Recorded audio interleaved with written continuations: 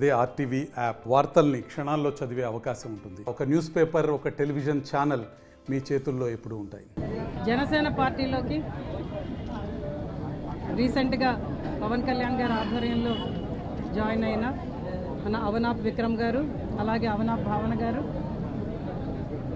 జిల్లాలో వస్తున్న సందర్భంగా అత్యద్భుతంగా అతిపెద్ద ర్యాలీ జన సైనికుల మధ్య, కార్యకర్తల మధ్య, నాయకుల మధ్య ఎంతో అంగరంగ వైభవంగా జరిగింది.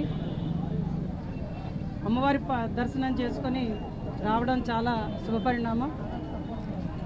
విజయనగరం జిల్లాలో జనసేన పార్టీ బలోపేతానికి, అలాగే కూటమి ద్వారా అనేక మంచి కార్యక్రమాలు మన జిల్లాలో జరగాలి. ఇంకా చాలామంది పార్టీ వైపు చూస్తున్నారు. ఖచ్చితంగా పార్టీలో చాలా చేరికలు కూడా జరుగుతాయి. ఇక్కడ విజయనగరం జిల్లా వెనుకబడిన జిల్లా కాదు. ఒకప్పుడు విద్యల నగరంగా ఉన్న విజయనగరం మళ్ళీ ఎంతో ఉన్నత శిఖరాలు చేరుకుంటుంది. పారిశ్రామికంగా కూడా బాగా బలపడుతుంది అనే గట్టి నమ్మకంతో ప్రతి ఒక్కళ్ళం కూడా చేతులు కలిపి మన ముఖ్యమంత్రి వర్యులు నారా చంద్రబాబు నాయుడు గారు, అలాగే ఉప ముఖ్యమంత్రి వర్యులు పవన్ కళ్యాణ్ గారి ఆధ్వర్యంలో ఈరోజు అడుగులు వేయడం జరుగుతున్నది. అందరి సహకారం ఉండాలి. ఖచ్చితంగా అందరం కలిపి మన ప్రాంతాన్ని అభివృద్ధి చేసుకుందాం. ఇదొక్కటే నినాదం. జై జనసేన. ఈరోజు ఎంతటి ఘన స్వాగతం పలికిన మా అభిమానులు, జన సైనికులు, వీర్ల మహిళలకు నిజంగా మేము అందరం రుణపడి ఉంటాం. జనసేన పార్టీ అంటేనే ఒక సిద్ధాంతం ఉన్న పార్టీ. ఎలా పడితే అలా వెళ్ళే పార్టీ కాదు జనసేన. జనసేన నాయకత్వం ఎలాంటిదని అంటే, పవన్ కళ్యాణ్ ఎలాంటి వాడు అంటే ఒక చెగోవేరా, ఒక స్వామి వివేకానంద కలిపితే ఒక పవన్ కళ్యాణ్.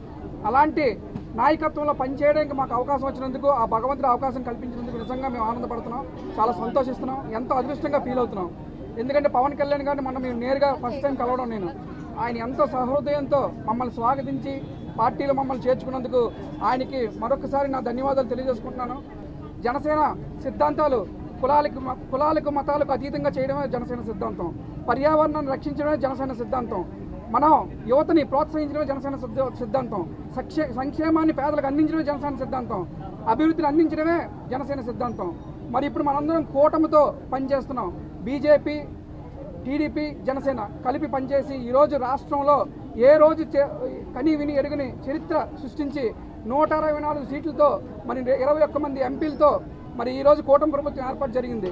మరి విజయనగరం జిల్లాలో కూటమి ప్రభుత్వాన్ని ఖచ్చితంగా ముందుకు తీసుకెళ్ళి ప్రజలకు చేరువయ్యే విధంగా మేము పనిచేస్తామని, ఏదో పార్టీలు అధికారంలోకి వచ్చిన తర్వాత దాన్ని అధికారాల కోసమో, అధికార దర్పం కోసమో, అలంకరణల కోసమో కాకుండా ప్రజల కోసం పనిచేస్తాం.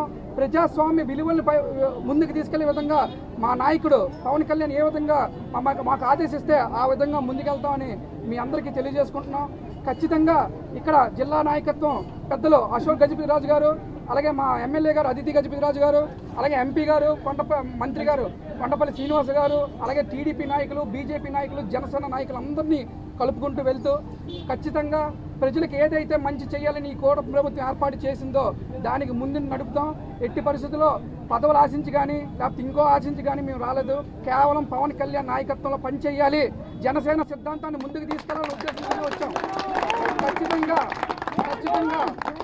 జనసేన యొక్క సిద్ధాంతాలని ప్రతి ఒక్క గడపకి తీసుకెళ్లే బాధ్యత తీసుకుంటామని చెప్పి మీ అందరికీ మీడియా ముఖంగా తెలియజేసుకుంటున్నాను. మరిన్ని వీడియోస్ కోసం ఛానల్ ని సబ్స్క్రైబ్ చేయండి. లేటెస్ట్ అప్డేట్స్ కోసం వాట్సాప్ ఛానల్ ని ఫాలో చేయండి. అండ్ లింక్ డిస్క్రిప్షన్ లో ఉంది.